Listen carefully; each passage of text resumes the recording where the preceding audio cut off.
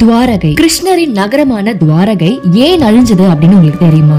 ஏன்னா மகாபாரதத்துல குருச்சேத்திர போர்ல தன்னோட 100 மகன்களை இழந்த காந்தாரி கிருஷ்ணருக்கு ஒரு சாபம் கொடுத்திருந்தாங்க. அது என்ன அப்படின்னு பாத்தீங்கன்னா, நான் என் குழந்தைகளை இழந்து தவிப்பது போல நீயும் உன் நாட்டு மக்களை இழந்து தவிப்பாய். துவாரகையில் அதர்மங்கள் தலை விரித்து ஆடும். உன் துவாரகை இருந்த இடம் தெரியாமல் அழியும், கடல் கொண்டு போகும் அப்படின்னு சாபம் கொடுக்கறாங்க. காந்தாரி சாபம் கொடுத்த மாதிரியே சில மாதங்கள்ல அதர்மங்கள் துவாரகையில தலை விரித்து ஆடுது.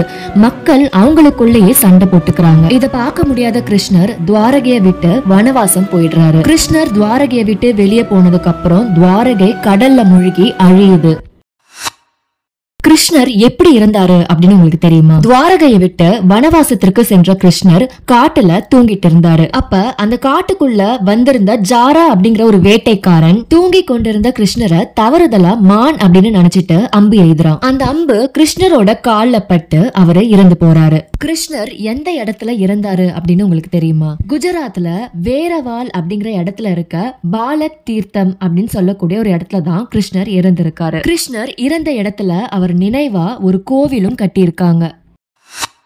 கிருஷ்ணர் இறந்த பிறகு அவர் உடலுக்கு என்ன ஆச்சு அப்படின்னு உங்களுக்கு தெரியுமா? கிருஷ்ணரோட உடலுக்கு பாண்டவர்கள் இறுதி சடங்கு செஞ்சாங்க. கிருஷ்ணரோட உடலை எரியூட்டினாங்க. இது எல்லாமே வேடன் ஜாரா ஒளிஞ்சு நின்று வேடிக்கை பார்த்துட்டு இருந்தான். கிருஷ்ணருக்கு இறுதி சடங்குகளை முடிச்சிட்டு பாண்டவர்கள் கிளம்பிடுறாங்க. இவங்க கிளம்பினதுக்கு அப்புறமா வேடன் ஜாரா கிருஷ்ணருக்கு பக்கத்துல வந்து நின்று பாக்குறான். எரியூட்டப்பட்ட கிருஷ்ணரோட உடல் முழுக்க சாம்பல் ஆயிடுது. ஆனா கிருஷ்ணரோட இதயம் மட்டும் எரியாம அப்படியே இருக்கு. இத பாக்குற ஜாரா கிருஷ்ணரோட இதயத்தை திரும்பவும் எடுத்து நெருப்புல போடுறான். ஆனா கிருஷ்ணரோட இதயம் எரியாம துடிச்சிட்டு இருக்கிறத அவன் கவனிக்கிறான். திரும்பவும் நெருப்புல போட கிருஷ்ணரோட இதயம் எரியவே இல்லை. அது இன்னமும் துடிச்சிட்டு இருக்கு. அது மட்டும் இல்லாம கிருஷ்ணரோட இதயம் நார்மலா இல்லாம நீல கலர்ல ஒரு கல்லால செய்யப்பட்ட எந்திரம் போல இருந்துச்சு. அவன் எவ்வளவு முயற்சி பண்ணியும் கிருஷ்ணரோட இதயம் எரியாம துடிச்சிட்டே இருந்ததால ஜாரா கிருஷ்ணரோட இதயத்தை பத்திரமா எடுத்து அதை ஒரு மரக்கட்டைக்குள்ள வச்சு அதை சமுத்திரத்துக்குள்ள அனுப்புறான்.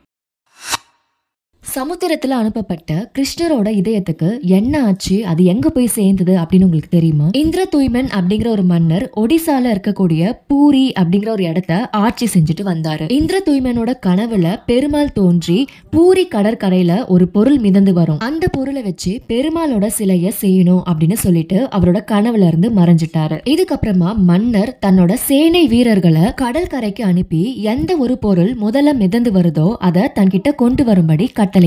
ரொம்ப நேரம் காத்திருந்த பிறகு கடல்ல மிதந்து வந்த ஒரு பெரிய மரக்கட்டைய மன்னரிடம் கொண்டு வந்து ஒப்படைத்தாங்க. அந்த மரக்கட்டைக்கு முறைப்படி பூஜை எல்லாம் செஞ்சு தச்சர்களை வர வச்சு அதுல பெருமாள் சிலை செய்யும்படி உத்தரவிட்டாரு. ஆனா அந்த மரக்கட்டையில பெருமாள் சிலையை யாராலுமே செய்ய முடியல. உளி உடைஞ்சு போயிடுது. அது போல பல தடங்கல்கள் ஏற்படுது. கடைசியா பெருமாளே ஒரு வயது முதிர்ந்த தச்சர் வேடத்துல வராரு. 21 நாட்கள்ல நான் இந்த மரக்கட்டையில பெருமாளோட சிலைய செஞ்சு தரேன் அப்படின்னு சொல்றாரு. ஆனா அந்த 21 நாட்களும் நான் ஒரு தனி அறையில வேலை செஞ்சிட்டு இருப்பேன். அந்த அறைய யாருமே திறக்கவே கூடாது அப்படின்னு சொல்றாரு. மன்னரும் அதுக்கு சரின்னு சொல்லிடுறாரு. 15 நாட்கள் வயது முதிர்ந்த தச்சர் வேடத்துல இருக்க பெருமாள் வேலைய செஞ்சிட்டு இருக்காரு. ஆனா அதுக்கப்புறம் வர 3 நாட்கள் உளி சத்தம் கேட்கவே இல்லை. அதனால ராஜாக்கு சந்தேகம் வந்துருச்சு. எந்த ஒரு சத்தமும் இல்லாததுனால வயது முதிர்ந்தவருக்கு எதனா ஆயிடுச்சா இல்ல தூங்கிட்டாரா அப்படின்னு மன்னர் யோசிக்க ஆரம்பிச்சிட்டாரு. அதனால பொறுமையை இழந்து அந்த அறைய திறந்துட்டாரு. கதவை திறந்து பார்க்கும்போது அங்க முழுமையடையாத ஜெகநாதர், சுபத்திரை, பலராமர் சிலை வந்து அங்க இருந்துச்சு. 21 நாட்கள் முழுமை அடையாத காரணத்தினால சிலைகள் அரைகுறையா இருந்துச்சு. பொறுமை கடைபிடிக்காம வாக்கு மீறினதால பெருமாளுக்கு கோபம் ஏற்பட்டுச்சு. நீ பொறுமையை இழந்து அவசரப்பட்டதால இந்த முழுமை அடையாத இந்த சிலைய பிரதிஷ்டை செய் அப்படின்னு சொன்னாரு. இந்த மரக்கட்டையால பெருமாளால செதுக்கப்பட்ட ஜெகநாதர் சிலைக்குள்ளதான் கிருஷ்ணரோட இதயம் இருக்கு.